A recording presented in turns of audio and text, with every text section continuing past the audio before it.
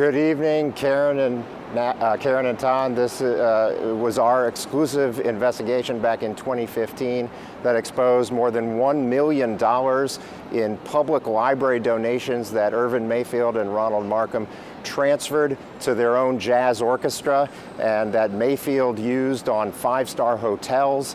They used them on limo rides, $15,000 gold-plated trumpet, and even a $1,400 breakfast. Mayfield and Markham were indicted a little over a year ago on 19 counts of conspiracy, fraud, money laundering, and obstruction of justice. But the feds keep adding charges. They added 4 new counts in June, and now this is their 3rd time in court to plead not guilty. The latest charge against Markham is for lying to the FBI about doctoring Public Library Foundation board minutes, allegedly changing dollar amounts to mislead the board's attorneys and other members.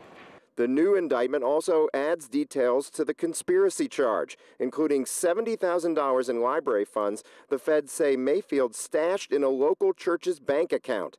Meanwhile, Markham was sending the city's library director, Charles Brown, this email saying the Library Foundation no longer had enough money to give to the city's library system.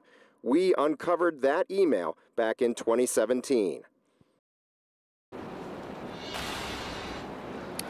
Now, Mayfield is represented by the federal public defender, and Markham is represented by a court-appointed attorney.